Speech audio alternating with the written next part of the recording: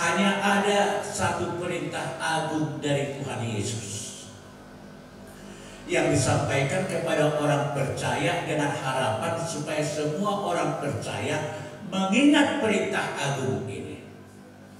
Matius 28 ayat 19 dan 20. Setelah Tuhan Yesus mengatakan segala kuasa di sorga dan di bumi. Ibu-ibu percaya itu? Segala kuasa di sorga dan di bumi telah diberikan kepadaku, kata Tuhan Yesus. Jadi berarti tidak ada kuasa yang bisa melampaui kuasa Tuhan Yesus. Dan semua kuasa tunduk kepada kuasa Tuhan Yesus. Roma 8 ayat 37 sampai 39. Baik kuasa yang di udara, di atas langit, baik di bawah langit, di bawah bumi ini, penguasa yang kelihatan, yang tidak kelihatan, penguasa setan-setan, penguasa apapun, semua tunduk kepada Dia. Itu sebab dia katakan tidak ada satu kuasa apapun yang dapat memisahkan kita dari kasih Allah dalam Kristus Yesus.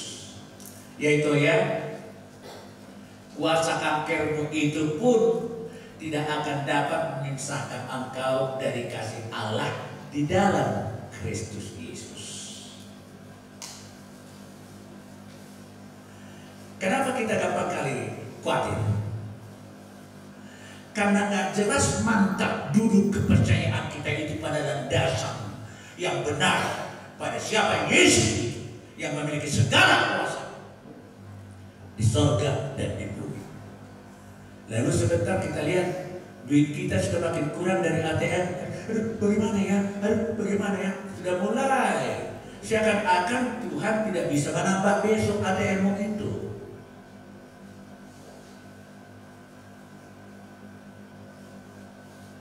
Iya. Mari bertobat. Amin. Mari bertobat. Amin. Oke. Segala kuasa.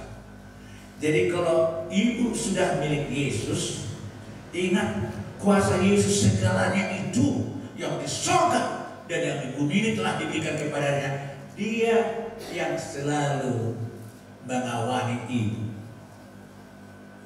Mengawali ibu. Ya.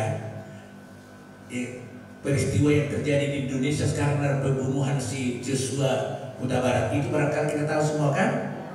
Kenapa sulit kali terbuka itu apanya? Karena orang-orang yang ada di sekitarnya itu tidak menyadari bahwa ada satu kuasa yang bisa membongkar semuanya. Iya. Jadi bilang pengguna kepala santai. Aduh, karena berdua itu begininya, karena berdua laki-laki itu begininya, karena hal itu begininya, itu begininya. Jadi aduh, bukan sulit kali lah. Segala kuasa di surga dan di bumi. Baru setelah Yesus mengatakan demikian, karena itu pergilah. Pergi dengan satu tujuan, menjadikan semua orang menjadi muridnya.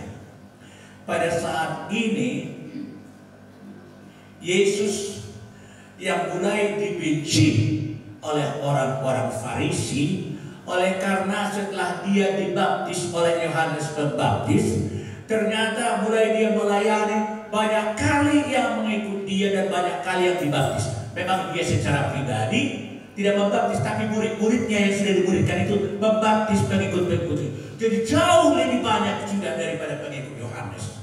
Jadi mulai benci orang Farisi bagi dia yang sedang berada di Judea. Karena itulah dia harus kembali ke Galilea, ke utara. Dia kan orang Galilea kan? Iya, dia dibaptis di Sungai Yordan di Judea itu. Habis dibaptis di Sungai Yordan di samping Jericho itu, ya melayanilah dia di sana di Judea. Banyak kali yang mengikut dia sampai orang Farisi kan di Yerusalem di Judea itu kan sangat benci sama dia. Akhirnya dia mau kembali bersama dengan murid-muridnya ke Galilea. kampung halamannya. Dia kan orang Nazaret, itu di utara itu, tapi harus melalui Samaria. Orang Samaria ini tidak disukai oleh orang Yahudi karena menganggap iman mereka tidak murni seperti iman orang Yahudi. Tapi dia sebagai manusia, dia sangat haus. Lalu murid-muridnya pergi ke kota Sikar untuk membeli makanan. Kalau cermat kita baca bab 4 ini ya, membeli makanan. Tapi dia duduk di pinggir satu sumur di luar kota Sikar itu. Sementara murid-muridnya pergi ke sana. Mengapa sih dia sangat haus dan lapar tidak ikut aja ke kota bersama dengan murid-muridnya supaya langsung makan di kota dan minum? Kenapa harus duduk dia di sana? Tapi sebagai Tuhan dia tahu. Dalam keadaan lapar, dalam keadaan haus, dalam keadaan capek, satu tujuan yang utama yang harus dilakukannya, melayani. Jangan-jangan ada orang yang datang pada siang hari ini ke sumur Sikar ini, orang Samaria. Siapa yang akan melayani orang Samaria? Orang Yahudi, orang Farisi, gak mau tahu dengan ini.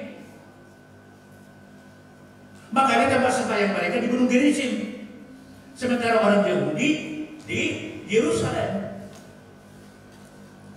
Tidak ada yang melayani orang Samaria.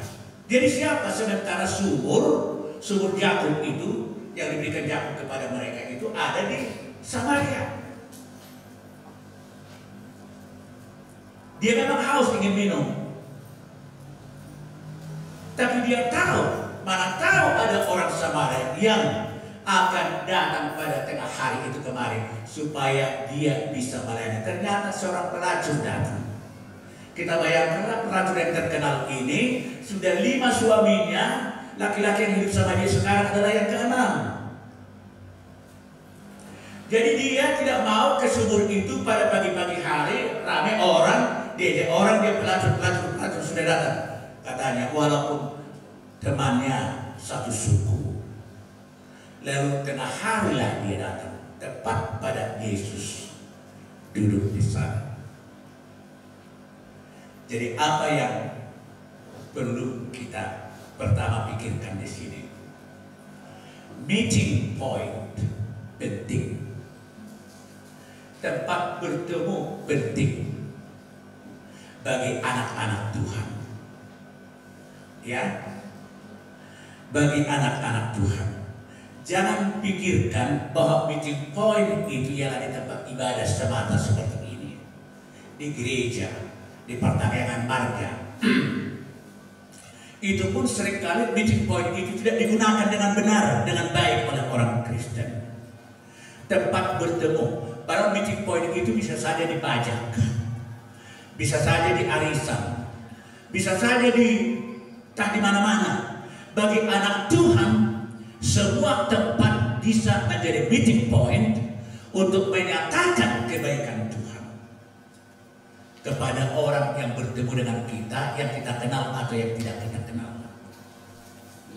Nah sekarang perempuan Samaria itu datang. Lalu Yesus sebagai anak Tuhan, hamba Tuhan yang rendah hati dan ramah itu, dia yang lebih dulu menegur perempuan Samaria ini dengan alasan rasa hausnya itu. Berikanlah aku minum, katanya. Lalu perempuan Samaria itu lihat. Lalu perempuan Samaria ini salah satu sikap yang kita lihat akan terus nanti. Kita lihat dia adalah orang yang jujur, walaupun dia pelacur. Dia adalah seorang yang jujur dan terbuka, tidak neko-neko di dalam apanya, jujur di dalam pembicaraannya, dan mau berubah.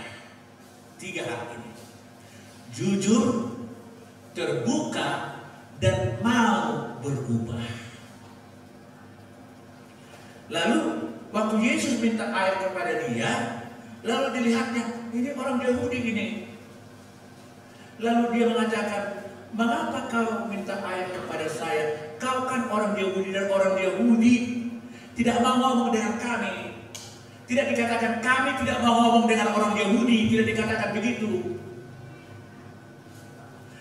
Jadi soal rasis, ya permusuhan rasis, permusuhan kelompok diutarakan oleh perempuan Samaria ini, tetapi bukan dari pihak kami itu. Kalian yang tidak mau bergaul dengan kami, kok kau minta air? Kau kan orang Yahudi. Jadi dengan rasa heran perempuan Samaria ini melihat kok ada seorang laki-laki lagi menegur saya tengah hari minta air kepada saya. Jadi Yesus sebagai hamba Tuhan tidak tersinggung dengan sikap perempuan Samaria itu. Ya, tapi waktu dia memulai dialog itu mengatakan berikan aku minum, akhir ayat 7. Dan perempuan Samaria itu mengatakan, masa kan engkau orang Yahudi minta air dari saya? Saya kan orang Samaria, kalian kan tidak mau ngomong dengan kami. Lalu ayat 10 Yesus mengatakan, jikalau engkau tahu tentang karunia Allah dan siapakah dia yang berkata kepadamu, berilah aku minum, niscaya engkau telah meminta kepadanya dan ia telah memberikan kepadamu air hidup.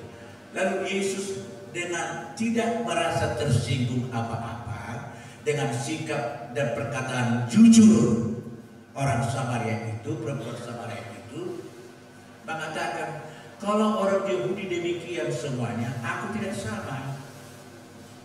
Seandainya engkau mengenal, kan itu tadi kan? Seandainya engkau mengenal siapa yang berkata kepadamu, minta air kepadamu, jawabmu tidak akan demikian.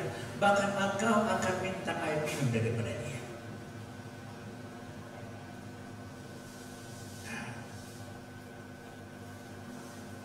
Lalu kita lihat kemudian bahagian yang kedua dari reaksi perempuan Samaria itu. Kau tidak punya timba. Sumur ini sangat dalam. Bagaimana kau akan bisa mengambil air dari sumur ini dan untuk minum? Apakah engkau lebih besar daripada nenek moyang kami Yakub yang memberikan sumur ini kepada kami? Yang dulu Yakub minum dari sumur ini, anak-anaknya dan ternaknya semua minum dari sini, dan sekarang ini diberikan kepada kami. Apakah engkau lebih besar dari nenek moyang kami Yakub?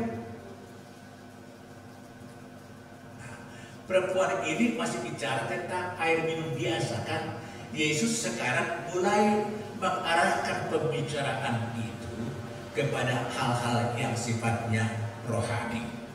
Sama seperti yang makan besok di pom bensin yang dibalingi itu.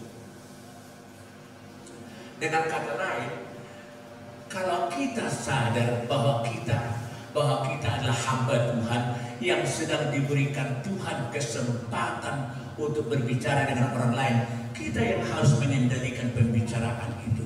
Jangan terbawa kita dengan reaksi orang itu, emosi orang itu, dan perkataan orang itu. Kalau begitu nanti nggak jadi pelayanan terjadi. Jadi kita harus tetap di dalam roh yang siuman dan sadar bagaimanapun reaksi orang yang kita layani, kita yang harus menuntut, ya kan?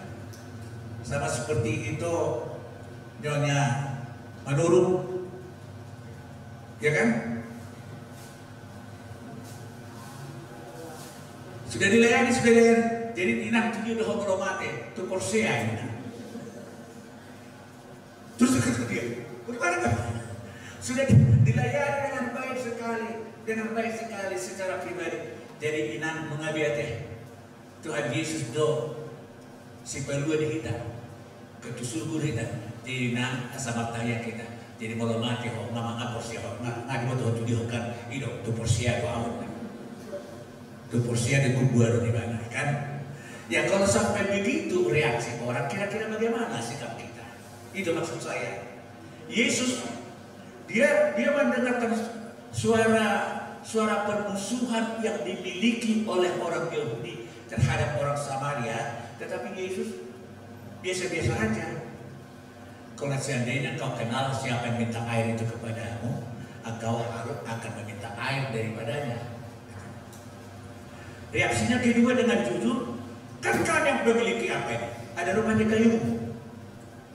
Bagaimana kau bisa mengambil air dari sumur ini sangat dalam? Sumur ini diberikan Yakub kepada kami. Ini bukan sumur orang Yahudi ini, sumur orang Samaria ini. Seakan-akan orang Yahudi ini bukan keturunan si Yakub, ya kan? Seakan-akan hanya orang Samaria yang merupakan keturunan si Yakub. Tapi Yakub memberikan kepada kami. Yakub yang dia minum, anak-anaknya minum, ternaknya pun dulu minum, lalu kemudian diberikanlah ini kepada kami. Lebih besar dari nikmat kami si Yakub itu. Lalu Yesus dengan tenang mengatakan, oh, barang siapa minum dari air itu akan haus lagi, akan terus datang kemari, terus menerus datang kemari untuk mengambil air. Tapi air yang akan kuberikan kepadamu adalah air yang tidak akan membuat kau haus lagi. Bahkan barang siapa yang minum dari air yang kuberikan itu, daripadanya akan mengalir air sungai itu. Mulai terkejut perempuan itu.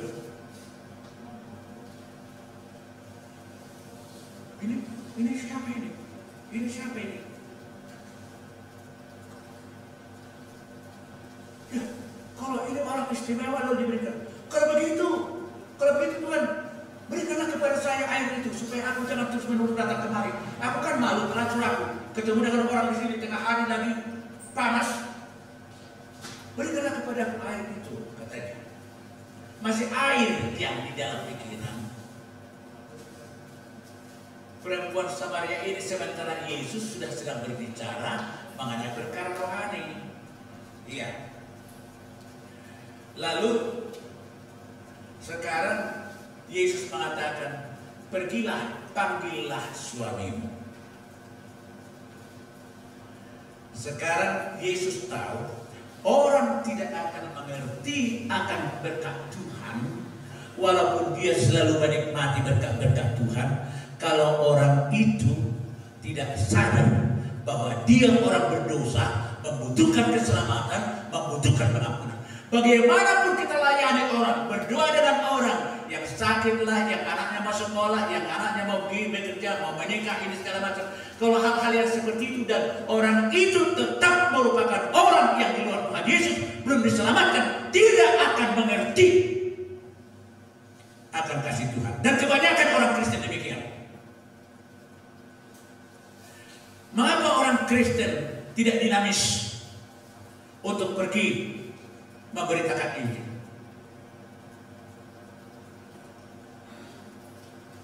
Mungkin saja kalau kita baca HP kita kan, ada misalnya mengenai penginjilan di sana, datang kawan kita sampai kita dibikin halahonan pelan. Ada misalnya khotbah kesaksian seorang hamba Tuhan yang baru bertobat di HP kita itu, lalu kita buka waktu kita duduk-duduk misalnya nunggu giliran kita dipanggil dokter atau apa misalnya, ya kan? Lalu kawan kita atau anak kita memperingatkan dia, jangan kut dengan orang itu nanti. Kalau dengar kenapa rupanya? Orang sono dari menara apa sana supaya didengar orang. Kok kita sangat sungkan kalau didengar orang, atau kalau didengar orang kita sedang membaca Alkitab. Tutup bibirnya dan mereka berbeda-beda orang pindah halak.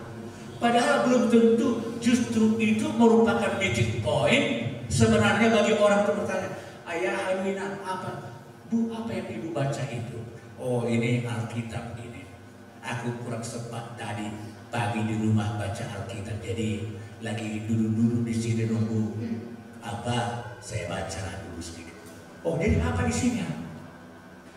Jangan-jangan dia di dalam kerinduan bertanya. Tapi karena dilihatnya, lalu kita tutup Alkitab kita dilihatnya begini.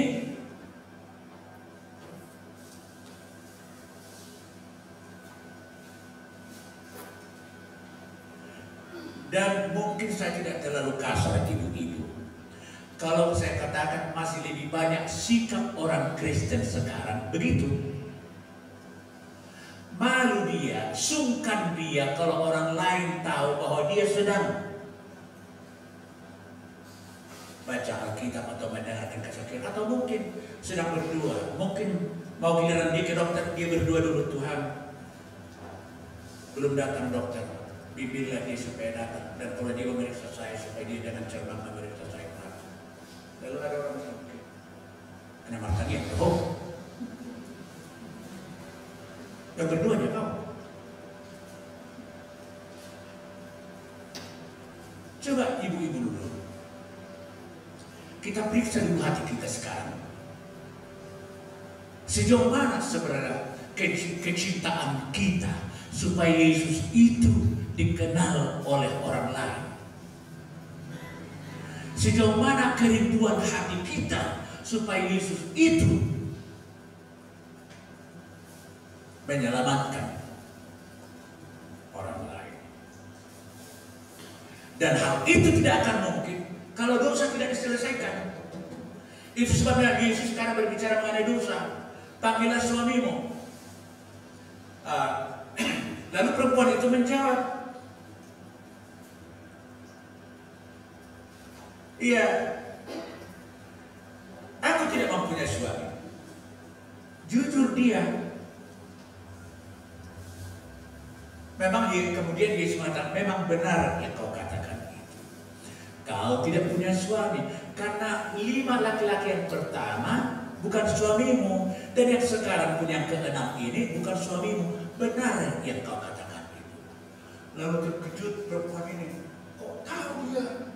Kok tahu dia riwayat hidupku? Dari mana dia tahu? Dia orang Yahudi. Padahal yang sedang berbicara dengan dia ini adalah Tuhan. Ya. Jadi penting kalau orang datang kepada kita, tolonglah ibu doakan anakku sakit ini sekarang. Bu, tolonglah doakan anakku ini kok keluarganya masih begini sekarang, pada berbeda kerinduan. Tolonglah Bu doakan begini. Perlu suatu saat ibu akan mengatakan, ibu sudah anak Tuhan ini. Karena jangan-jangan masalah yang diizinkan Tuhan terjadi kepada orang-orang yang di sekitar kita itu terjadi karena Tuhan sangat mencintai kita, ingin membangunkan kita dari tidur kita, tidak merasa bahwa kita orang berdosa, supaya kita dilahirkan baru menjadi anak Tuhan. Alasan itu dipakai Tuhan supaya kita semakin bergumul, sehingga kita benar-benar datang kepada Tuhan. Jadi jangan lebih banyak mata kita tertuju kepada masalah, tapi mata kita tertuju lebih banyak kepada Tuhan, berkata, Tuhan, apa maksudmu mengapa anakku ini begini? Tuhan, apa maksudmu mengapa anakku ini masih begini? Tuhan, apa maksudmu mengapa cucuku ini begini? Jangan-jangan kita ini menjadi orang sebijang roha, tinggi hati. Anakku yang laki-laki nomor 1 kerja di kantor pusat bank ini, anakku nomor 2 di sana, helaku ada di Inggris, guruku ada di Amerika, dan yang lain-lain. Lalu begitu.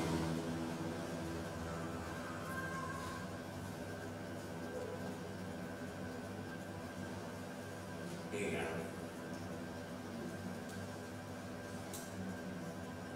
Perlu karakter wanita Samaria ini sama kita. Jujur, terbuka, tidak neko-neko. Karena kadang-kadang pun kita kan kalau berdoa kepada Tuhan, bagus sekali bahasa kita berdoa kepada Tuhan sepertinya hanya di akhir doa itu, kalau Tuhan melihat ada dosa saya, ampunilah saya ya. Kita tidak mengatakan, Tuhan, kemarin aku menyakiti hati mertua saya. Begini Tuhan, sehingga dia begini. Enggak kita katakan begitu kepada Tuhan.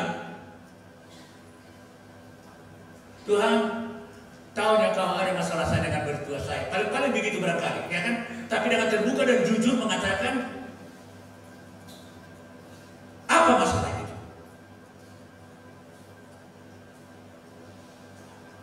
Wanita pelacur ini terbuka, jujur, tidak neko-neko dalam dialognya dengan Yesus.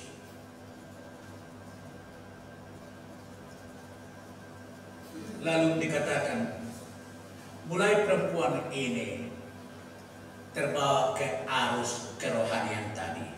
Waktu Yesus mengatakan, benar yang kau katakan itu, kau jujur ya. Sudah 5 suamimu, dan yang ke-6 sekarang itu bukan suamimu. Lalu jawab perempuan itu,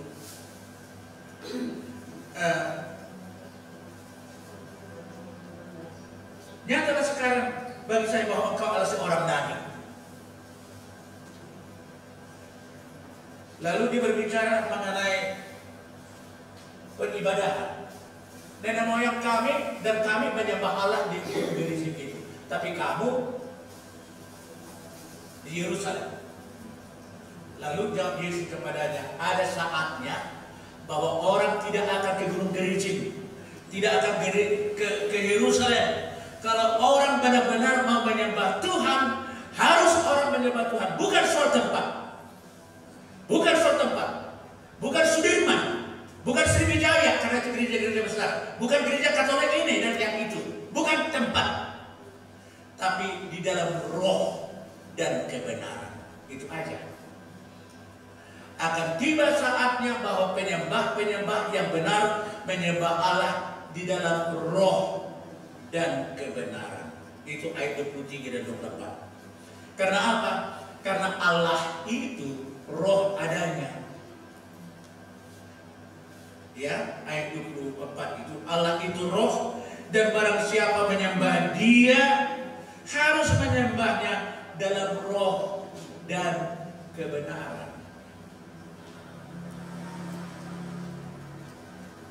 Waktu kita nyanyi tadi, adakah rasa sungkan?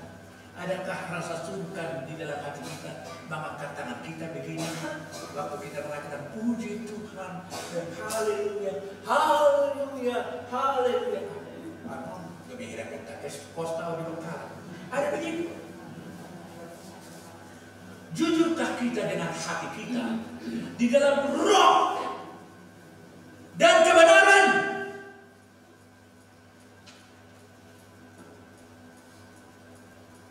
Bukan soal tempat.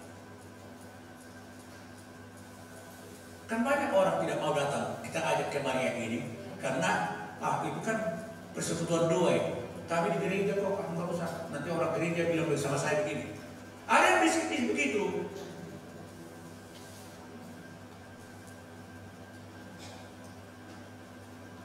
Iya. Lalu setelah Yesus berbicara mengenai bagaimana penyembah yang benar, lalu perempuan itu mengikuti dengan jujur perkataan Yesus itu, dikatakan, kami percaya, aku pun percaya bahwa Mesias akan datang dan akan mengatakan kepada kami segala sesuatu yang kami perbuat, katanya. Lalu Yesus saya rasa sini mengatakan, akulah itu yang berbicara kepadamu. Katanya kepada perempuan itu, Mesias yang kau bilang itu, yang kau percayai itu, akulah dia yang sedang bicara dengan engkau sekarang. Saudara, apa reaksi perempuan itu? Ditinggalkan dia embernya, ditinggalkannya gayungnya, lari-lari dia, tidak peduli dengan harga dirinya. Tadinya dia sangat sungkan untuk bertemu dengan orang lain, tapi dia pergi ke kampung halamannya, ke kampung Sigar, dan berteriak-teriak kepada orang, aku sudah bertemu dengan Mesias, aku sudah bertemu dengan Mesias, mari ikut aku akan menunjukkan kepada kamu di mana Mesias, aku sudah bertemu, dan dia mengatakan kepadamu segala sesuatu yang telah melakukan dalam hidupku.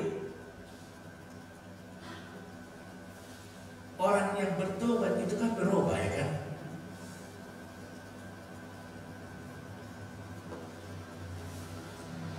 Pelacur menjadi penginjil tidak harus melewati training dulu di Batu Malang atau di tempat lain. Pelacur menjadi penginjil karena dia jujur mempercayai Tuhan Yesus. Lalu datang orang sekampung kepada Tuhan Yesus. Lalu kemudian mereka percaya dan orang sekampung itu mengatakan, sekarang kami percaya bukan lagi karena apa yang kau katakan itu, tapi kami telah melihat, sudah berbicara dengan dia. Lalu orang sekampung itu mengajak Yesus tinggal dulu bersama dengan kami, ajar kami dulu. Lalu tinggal Yesus beberapa hari di sana untuk membimbing mereka. Karena seorang perempuan pelacur yang bertobat.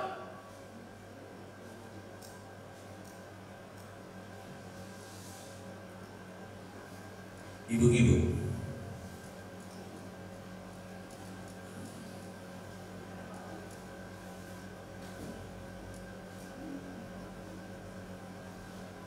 saya harap minggu depan bukan hanya 2 orang yang baru yang akan datang dalam persekutuan kita di Maria ini. Tolong, barang siapa yang sudah bertobat, barang siapa yang sudah lahir baru mengatakan dirinya percaya kepada Tuhan Yesus, mulai daripada hari ini doakan 1-2 orang untuk diajak minggu yang akan datang. Ya, tapi jangan ikutlah ke Maria ke persekutuan kami, enak kali di sana mendengar. Jangan begitu. Bicara dulu, cari meeting point di mana bertemu. Lagi kita di pesta kan? Di pesta beda. Iya, apa yang pernah undangan atau bagi komisi mahitara, tapi sudah ada di sini. Sudah ada di sini satu tujuan yang tidak mungkin akan hilang dari kehidupan kita, karena untuk itulah kita telah dipanggil oleh Tuhan. Mulailah doakan di rumah. Tuhan, ajari aku berdua dengan edamu itu ya. Ajari aku sopan santun. Kalau agak mengelak-elak dia, ajari aku bagaimana caranya untuk mengajari.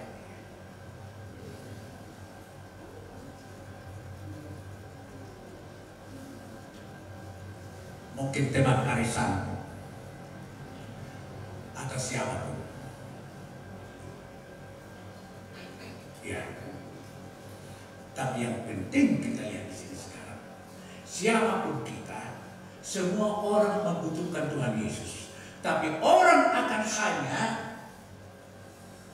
menikmati makna pertemuan dengan Tuhan Yesus kalau dia jujur, terbuka, dan tidak neko-neko di dalam hidupnya. 3 hal ini: jujur, terbuka, dan tidak neko-neko di dalam hidupnya, seperti perempuan Samaria ini. Walaupun dia seorang pelacur, tapi sukacitanya bertemu dengan Tuhan Yesus melebihi segala-galanya, sampai lupa dia akan membawa air yang sangat dibutuhkan dalam tengah hari dia datang ke sumur itu, membawa gayung pulang bersama-sama dengan dia. Ada satu kebutuhan yang terbesar yang menguasai hatinya, memenuhi hatinya, memberikan dia sukacita, bertemu dengan Mesias yang hanya sekedar berita didengarkan selama ini mengatakan, kami tahu bahwa Mesias akan datang, aku percayakan hal itu, katanya. Lalu Yesus mengatakan, akulah.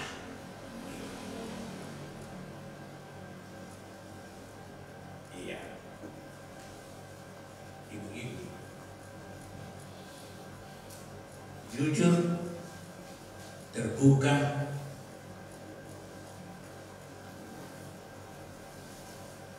tidak neko-neko.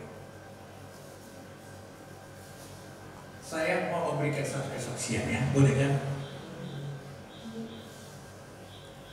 Karena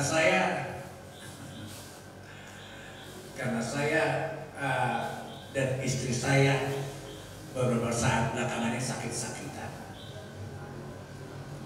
Lalu saya harus ke dokter, ke rumah sakit. Kemarin juga pagi saya harus ke rumah sakit. Hari ini harusnya saya ke rumah sakit juga. Besok saya harus ke rumah sakit. Lusa saya harus ke rumah sakit. Jadi waktu anak saya minta, Dedi, minta duit dulu lah. Nah, lalu ibu-ibu apa? Uang saya tinggal 100.000 di dompet saya. Lalu waktu diminta duit, Mam, minta dulu 50.000 kasih dulu sama anak ini. Aku pun tidak ada. Oh, mintalah sama si Yoyo dulu. Kayo minta dulu 50.000. Iya. Jadi semalam pulang dari rumah sakit, habislah duit saya itu kan. Jadi berdoalah saya kepada Tuhan. Tuhan, perbuatanmu selalu ajaib. Engkau tahu, aku tidak mau minta-minta. Dan sumber saya ialah daripada saya. Memang heran melihat diri saya.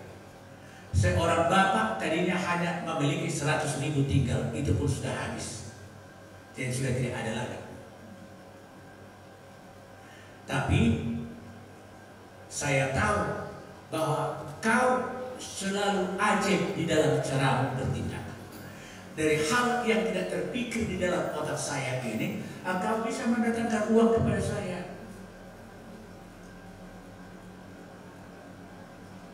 Datanglah pengurus Ibu Maria ke rumah. Sudah pulang saya dari rumah sakit.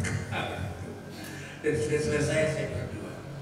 Datanglah si Dewi, Bang, Taufik, ini ada gagal untuk abang katanya.